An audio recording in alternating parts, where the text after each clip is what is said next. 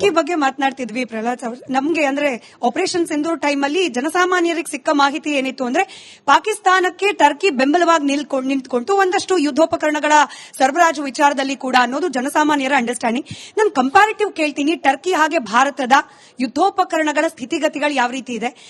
ಈ ಮೂರು ರಾಷ್ಟ್ರಗಳು ಸೌದಿ ಹಾಗೆ ಪಾಕಿಸ್ತಾನ ಟರ್ಕಿ ಒಟ್ಟಿಗೆ ಬಂದಿದ್ದಾದಲ್ಲೇ ನಮ್ಮ ಮುರಳಿ ಸರ್ ಹೇಳಿದಾಗೆ ಒಂದ್ ಕಡೆ ದುಡ್ಡು, ಇನ್ನೊಂದ್ ಕಡೆ ನ್ಯೂಕ್ಲಿಯರ್ ವೆಪನ್, ಮತ್ತೊಂದ್ ಕಡೆಯಲ್ಲಿ ಕನ್ವೆನ್ಷನಲ್ ವಾರ್ಫೇರ್ ಅಲ್ಲಿ ಎತ್ತಿದ ಕೈ ಆಗಿರುವ ಟರ್ಕಿ. ಈ ಮೂರು ಬಲವನ್ನ ಎದುರಿಸೋಕೆ ಭಾರತ ಯಾವ ರೀತಿ ಸಿದ್ಧವಾಗಿದೆ ಅಂತ ಹೇಳಿ ಎರಡು ನೋಡಿ, ಒಂದು ಟ್ಯಾಕ್ಟಿಕಲ್, ಒಂದು ಸ್ಟ್ರಾಟಜಿಕ್, ಎರಡು ನೋಡಿ. ಇವಾಗ ಟ್ಯಾಕ್ಟಿಕಲ್ ನಮ್ಮ ಹತ್ರ ಬೇಕಾಗಿ ನಿಮ್ಗೆ ಗೊತ್ತಿರೋ ಹಾಗೆ ರಾಕೆಟ್ಸ್ಗಳು, ಮಿಸೈಲ್ಗಳು. ನಮ್ಮ ಪ್ರಧಾನಮಂತ್ರಿ ಹೇಳಿದ್ದಾರೆ ಐರನ್ ಡೋಮ್ ಇದೆ, ಗೋಲ್ಡನ್ ಡೋಮ್ ಇದೆ, will have Indian dome, Indian defence system. So ಅಂತ ನಾವೇ ಒಂದು ಮಾಡ್ಕೋತಿದ್ವಿ. ಇದು ಅಂದ್ರೆ ಡಿಫೆನ್ಸ್ ಒಳಗೆ ನಾವು ಇವಾಗ ಏನ್ ಬೇಕೋ ಎಲ್ಲ ರೆಡಿಯಾಗಿ ತಯಾರಾಗಿದ್ವಿ. ಸ್ಟ್ರಾಟಜಿಕ್ ನೋಡಿ, ಏರ್ ಲಾಂಚ್ ಅಂದ್ರೆ ಸ್ಟ್ರಾಟಜಿಕ್ ಅಂದ್ರೆ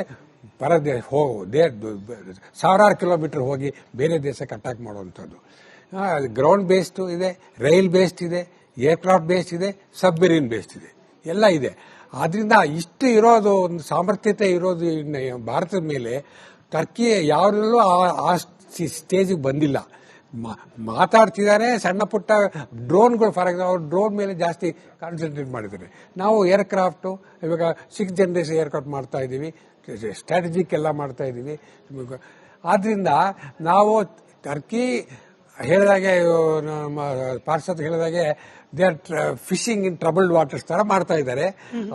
ನಮ್ಮಲ್ಲಿರೋ ಸಾಮರ್ಥ್ಯತೆ ಇಲ್ಲ, ಆಮೇಲೆ ನಮ್ಮಲ್ಲಿರೋ ಸ್ಟ್ರಾಟಜಿಕ್ ಪ್ಲಾನಿಂಗು ಇಲ್ಲ ಅಲ್ಲಿ. ಆಮೇಲೆ ನಮ್ಮಲ್ಲಿರುವಂತ ಇಂಡಸ್ಟ್ರಿ ಬೇಸು ಇಲ್ಲ. ಆದ್ರಿಂದ ನಾವು ಅನ್ಕೊಂಡು ನಾವು ನಿದ್ದೆ ಮಾಡಬಾರ್ದು, ಹುಷಾರಾಗಿರ್ಬೇಕು.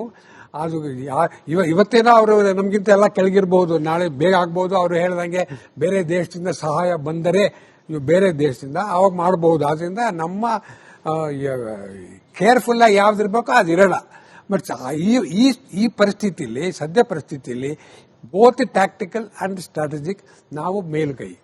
ಅದರಿಂದ nothing to worry, but we should be cautious. I agree. Okay Murali sir, ಪಾಕಿಸ್ತಾನದ ವಿಚಾರ ಬಂದಾಗ ಇತ್ತೀಚೆಗಾದ ಮತ್ತೊಂದು ಬೆಳವಣಿಗೆ ಅಂದ್ರೆ ಪೋಲ್ಯಾಂಡ್ ವಿಚಾರಕ್ಕೆ ಸಂಬಂಧಪಟ್ಟಂತೆ. ಅದರಲ್ಲೂ ಜೈಶಂಕರ್ ಅವರು ನೇರವಾಗಿ ಪೋಲ್ಯಾಂಡ್ ನ ಡೆಪ್ಯೂಟಿ ಪ್ರೈಮ್ ಮಿನಿಸ್ಟರ್ ಮುಂದೆ ಕೂರಿಸಿಕೊಂಡು ಡೋಂಟ್ ಫ್ಯೂಯಲ್ ದ ಟೆರರಿಸಂ ಅಂತ ಹೇಳಿ ನೇರವಾಗಿ ಹೇಳ್ಬಿಟ್ರು. ಏನ್ ನಡೀತಾ ಇದೆ ಪಾಕಿಸ್ತಾನ ಹಾಗೆ ಪೋಲ್ಯಾಂಡ್ ನ ನಡುವೆ? ಪೋಲೆಂಡ್ಗೂ ನಮಗೂ ಬಹಳ ಹತ್ತಿರದ ನಂಟು. ಆದರೆ ಇದ್ದಕ್ಕಿದ್ದಂಗೆ ಪೋಲಿಷ್ ಡಿಫೆನ್ಸ್ ಮಿನಿಸ್ಟರ್ ಏನ್ ಮಾಡ್ತಾರೆ, ಸೀದಾ ಪಾಕಿಸ್ತಾನಕ್ಕೆ ಹೊರಟೋಗ್ತಾರೆ. ಹೋಗಿ ಅಲ್ಲಿ ಮಾತಾಡ್ಕೊಂಡು ಯಾರ ಜೊತೆ ಮಾತಾಡ್ತಾರೆ, ಆಸಿಫ್ ಮುನಿ ಜೊತೆ ಮಾತಾಡ್ತಾರೆ.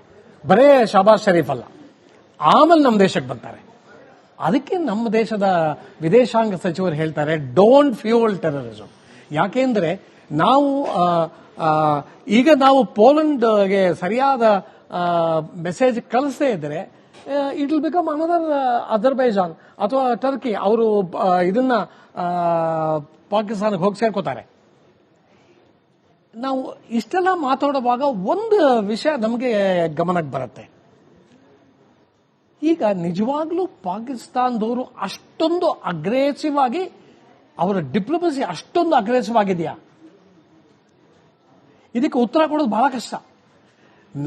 ನಾವೇನ್ ಅನ್ಕೊಂಡಿದ್ವಿ, ನಮ್ಮ ಇದನ್ನ ವಿದೇಶಾಂಗ ನೀತಿ ಬಹಳ ಚೆನ್ನಾಗಿದೆ ಅಂತ ಅನ್ಕೊಂಡಿದ್ವಿ. ಯಾಕೆಂದ್ರೆ ನಾವು ಮೊನ್ನೆ ಆಪರೇಷನ್ ಸಿಂಧೂರ್ ಆದಾಗ ನಾವು ಬೇಕಾದಷ್ಟು ಟೀಮ್ಸ್ ಎಲ್ಲ ಕಳಿಸಿ ಎಲ್ಲಾ ದೇಶಗಳ ಜೊತೆ ಮಾತಾಡಿ ಏನೇನಾಯ್ತು ಅಂತ ಹೇಳಿ, ಯಾಕೆ ನಾವು ಈ ಆಪರೇಷನ್ ಮಾಡಬೇಕಾಯ್ತು ಅಂತೆಲ್ಲ ಹೇಳಿ ಅದರ ಎಲ್ಲಾರ್ಗು ಕನ್ವಿನ್ಸ್ ಮಾಡಿದ್ವಿ. ಆದರೆ ಅದರಿಂದ ಒಂದು ತರಹ ಅದನ್ನ ನೋಡಕ್ ಹೋದರೆ Pakistan benefited most.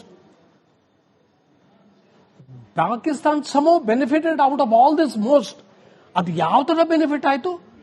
President Trump Shehbaz Sharif Asimuddin ಕರೆದುಬಿಟ್ಟು ಅವ್ರನ್ನ ವೈಟ್ ಹೌಸ್ ಅಲ್ಲಿ ಅವನಿಗೆ ಎಂಟರ್ಟೈನ್ ಮಾಡ್ತಾರೆ.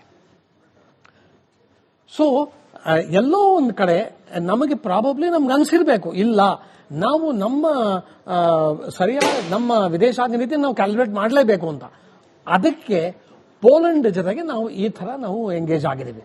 ಹೌದು, ಯಾಕೆ ಇದನ್ನ ಫಸ್ಟ್ ಅವರು ಪಾಕಿಸ್ತಾನಕ್ಕೆ ಹೋದ್ರು, ಆಮೇಲೆ ಇಂಡಿಯಾಗೆ ಬಂದು ನಮ್ಮ ಜೊತೆ ಯಾಕೆ ಮಾತಾಡಿದ್ರು ಅನ್ನೋದು ಅದೊಂದಕ್ಕೆ ಉತ್ತರ ಕೊಡೋದು ಬಹಳ ಕಷ್ಟ.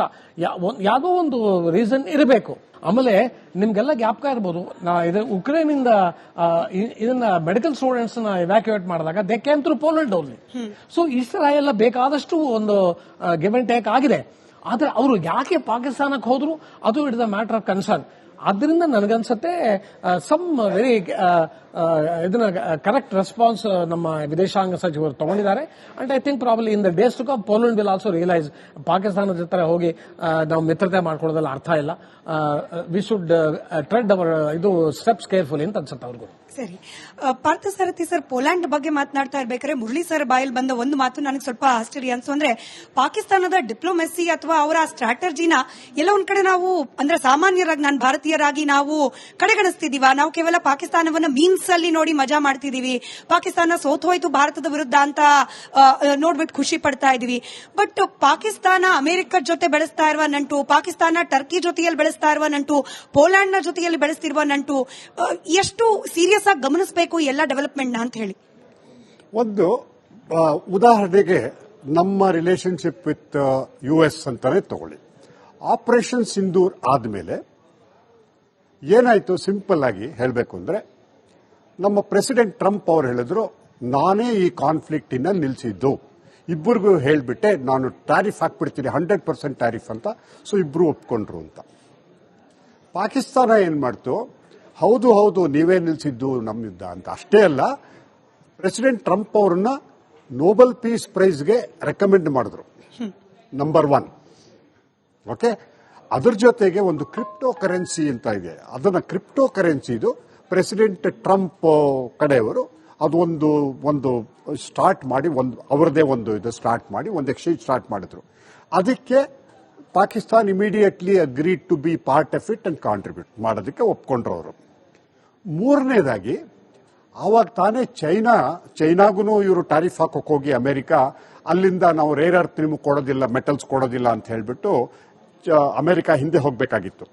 ಸೊ ಪಾಕಿಸ್ತಾನ ಪುನಃ ಏನ್ ಮಾಡ್ತು, ನಮ್ಮಲ್ಲಿ ಬಂದು ನೀವು ರೇರ್ ಅರ್ಥಗಳನ್ನ ಯೂಸ್ ಮಾಡ್ಕೋಬಹುದು ಅಂತ ಆಯ್ತು. ನಾಲ್ಕನೇದೇನಾಯ್ತು, ಟ್ರಂಪ್ ಎಗೇನು ಅಲ್ಲಿ ಅಫ್ಘಾನಿಸ್ತಾನಲ್ಲಿ ಒಂದು ಬಾಗ್ರಾಮ್ ಏರ್ ಬೇಸ್ ಅಂತ ಇದೆ, ಅಲ್ಲೆಲ್ಲ ಬಿಟ್ಟು ಓಡ್ಬಿಟ್ರಲ್ಲ, ಆ ದೊಡ್ಡ ಏರ್ ಬೇಸ್ ಅಲ್ಲಿ ತುಂಬಾ ಫೆಸಿಲಿಟೀಸ್ ಇದೆ, ಅದು ಸ್ಟ್ರಾಟಜಿಕ್ ಆಗಿ ಲೊಕೇಟ್ ಆಗಿದೆ. ಸೊ ಆ ಬಾಗ್ರಾಮ್ ಏರ್ ಬೇಸ್ ಬೇಕು, ಪ್ಲಸ್ ಅಥವಾ ನಾವು ಇರಾನ್ ಬಗ್ಗೆ ಸರ್ವೇಲೆನ್ಸ್ ಮಾಡಬೇಕು, ಅದೆಲ್ಲ ಮಾಡಬೇಕು ಅಂದ್ರೆ ಪಾಕಿಸ್ತಾನ ವಾಸ್ ಹ್ಯಾಪಿ ಟು ನಮ್ಮ ಜಾಗನ ಯೂಸ್ ಮಾಡ್ಕೊಳ್ಳಿ ಅಂತ ಕೊಟ್ರು. ಇಷ್ಟೆಲ್ಲ ಅವ್ರು ಕೊಟ್ರೆ ಒಂದು ಕಡೆ ಭಾರತ ಏನ್ ಮಾಡ್ತು, ಭಾರತ ಕಡಾಖಂಡಿತವಾಗಿ ಹೇಳ್ತು ನೀವು ಟ್ರಂಪ್ದು ಏನು ಇದನ್ನ ಕಾನ್ಫ್ಲಿಕ್ಟ್ ನಿಲ್ಲಿಸೋದ್ರಲ್ಲಿ ನಿಮ್ಮ ಹ್ಯಾಂಡ್ ಏನಿಲ್ಲ, ಪಾಕಿಸ್ತಾನ ಬಂದು ರಿಕ್ವೆಸ್ಟ್ ಮಾಡಿಕೊಂಡ್ರು ನಾವು ಒಪ್ಕೊಂಡ್ವಿ ಅಂತ. ಓಕೆ, ಅವ್ರು 10 ಸತಿ ಪಬ್ಲಿಕ್ ಆಗಿ ನಾನು ನಿಲ್ಲಿಸಿದೆ ಅಂದ್ರೆ ನಾವು ಕ್ಯಾಟಗಾರಿಕಲಿ ಪ್ರತಿ ಸತಿ ಹೇಳಿದ್ವಿ ಇಲ್ಲ ನಿಮ್ಗೂ ಅದಕ್ಕೂ ಸಂಬಂಧ ಇಲ್ಲ, ನೀವಿಲ್ಲ ಅಂತ. ಸೊ ಆದ್ರಿಂದ ಆಟೋಮ್ಯಾಟಿಕಲಿ ಪಾಕಿಸ್ತಾನ ಅಲ್ಲಿ ಕರೀತಾರೆ, ಯಾಕಂದ್ರೆ ಎಕನಾಮಿಕಲಿ ಗೈನ್ ಇದೆ, ಡಿಪ್ಲೊಮ್ಯಾಟಿಕಲಿ ಗೈನ್ ಇದೆ, ಹೊಗಳಭಟ್ರಿದ್ದಾರೆ, ಎಲ್ಲ ಇರೋದ್ರಿಂದ ಅದಾಗುತ್ತೆ. ನಾವು ಟ್ರಂಪ್ ಮಾತ್ರ 50% ಹಾಕ್ಬಿಟ್ರು, ಇದಾಗೋಯ್ತು, ಈ ತರ ಆಗಿದೆ ಅಂತ ಹೇಳ್ತಾ ಇದ್ದಾರೆ. ನಮ್ಮ ಪ್ರೈಮ್ ಮಿನಿಸ್ಟರ್ ಕೂಡ 2-3 ಸತಿ ಅವ್ರ ಜೊತೆ ಮಾತಾಡೋದಕ್ಕೋಸ್ಕರ ಹೆಸಿಟೇಟ್ ಮಾಡಿ ಮಾತಾಡಲಿಲ್ಲ. ಯಾತಕ್ಕೆ ಅಂದ್ರೆ ಅಮೆರಿಕ ಏನ್ ಮಾಡ್ತಾ ಇದೆ ಭಾರತ ದೇಶದ ಬಗ್ಗೆ, agriculture products plus fisheries, dairy projects, ಇದನ್ನ ನೀವು ಇಂಪೋರ್ಟ್ ಮಾಡ್ಕೋಬೇಕು ಅಂತ ತುಂಬಾ ಪ್ರೆಷರ್ ಆಗ್ತಾ ಇದೆ. ಅದನ್ನ ನಾವು ಮಾಡ್ಲಿಕ್ಕೆ ಸಾಧ್ಯ ಇಲ್ಲ, ಯಾಕಂದ್ರೆ ಅದನ್ನ ಮಾಡಿದ್ರೆ ನಮ್ಮಲ್ಲಿ ಮೆಜಾರಿಟಿ ಅಗ್ರಿಕಲ್ಚರ್ ಮೇಲೆ ಎಷ್ಟು ಮೋರ್ ದನ್ 50% ಡಿಪೆಂಡ್ ಆಗಿದ್ದಾರೆ, ಪ್ಲಸ್ ನಮ್ದು ಡೈರಿ ಪ್ರಾಜೆಕ್ಟ್ಸ್, ಇದೆಲ್ಲ ತುಂಬಾ ನಮಗೆ ಎಕನಾಮಿಕಲಿ ತೊಂದರೆ ಆಗುತ್ತೆ, ಅದರಿಂದ ಒಪ್ಕೊಳ್ಳಲ್ಲ. ಅದೇ ರೀತಿ ಅವ್ರು ಹೇಳ್ತಾ ಇರೋದೇನು, ರಷ್ಯಾದಿಂದ ನೀವು S-400 ಮಿಸೈಲ್ ಡಿಫೆನ್ಸ್ ಸಿಸ್ಟಮ್ ತಗೋಬೇಡಿ, ನಮ್ಮಿಂದ ತಗೊಳ್ಳಿ, ಆಯಿಲ್ ನಿಲ್ಲಿಸ್ಬಿಡಿ ಅಂತ. ನಮ್ಮ ಜೊತೆ ರಷ್ಯಾ ಜೊತೆ ಇರೋ ಸಂಬಂಧ ಎಷ್ಟು ದಶಕಗಳಿಂದ ಒಂಥರ ಟೈಮ್ ಟೆಸ್ಟೆಡ್ ಪ್ರೂವನ್, ಅದನ್ನು ಬಿಟ್ಕೊಡಕ್ಕಾಗಲ್ಲ. ಬಟ್ ಹಾಗಂದು ಬಿಟ್ರೆ, ಆ ಟ್ಯಾರಿಫ್ ಒಂದು ಬಿಟ್ರೆ ಒಂದು ವಿಷಯ ನಾವು ಅರ್ಥ ಮಾಡ್ಕೋಬೇಕು, ಈಗಲೂ ಅಮೆರಿಕ ಭಾರತ ಜೊತೆ ಟ್ರೇಡ್ ಅಲ್ಲಿ ಅತಿ ದೊಡ್ಡ ಟ್ರೇಡ್, ಮೋರ್ ದೆನ್ 135 ಬಿಲಿಯನ್ಗಿಂತ ಜಾಸ್ತಿ ಟ್ರೇಡ್ ಇದೆ. ಅದರಲ್ಲಿ ನಮಗೆ ಟ್ರೇಡ್ ಸರ್ಪ್ಲಸ್ ಇದೆ, ಅದರಿಂದಾನೇ ಟ್ಯಾರಿಫ್ ಹಾಕಿರೋದು ಅರ್ಧ. ಅದಾಗ್ತಾ ಇರುವಾಗ ಅದು ಬಿಟ್ರೆ ಬೇರೆ ಎಷ್ಟೊಂದು ಡೊಮೇನ್ಸ್ ಇದೆಯಲ್ಲ, whether it is defence domain ಇರ್ಬೋದು, ಟೆಕ್ನಾಲಜಿ ಡೊಮೇನ್ ಇರ್ಬೋದು, ಮತ್ತು ಸೋ ಮೆನಿ ಡೊಮೇನ್ಸ್, ಅದರಲ್ಲೆಲ್ಲ ನಮ್ಮ ರಿಲೇಶನ್ಶಿಪ್ ನಡೀತಾ ಇದೆ. ಈಗ ಮಧ್ಯ ಬಂದಿರೋದು ಇಟ್ಸ್ ಎ ಬ್ಲಿಪ್. ಅದು ಬರೀ ಇಂಡಿಯಾ ಅಂತ ಅಷ್ಟೇ ಅಲ್ಲ, ಅದು ಕೆನಡಾಕ್ಕೂ ಪ್ರಾಬ್ಲಮ್ ಆಗಿದೆ, ಯುರೋಪ್ಗೂ ಪ್ರಾಬ್ಲಮ್ ಆಗಿದೆ, ಎಲ್ಲಾರ್ಗು ಪ್ರಾಬ್ಲಮ್ ಆಗ್ತಾ ಇದೆ ಅದು. ಆದ್ರಿಂದ ಇದು ಈ ಸ್ವಲ್ಪ ದಿವಸ ನಡೆಯುತ್ತೆ, ಅದಾದ್ಮೇಲೆ ಹೇಗಾದ್ರೂ ಸರಿ ಹೋಗಬೇಕು. ದಟ್ ಈಸ್ ಒಂದು.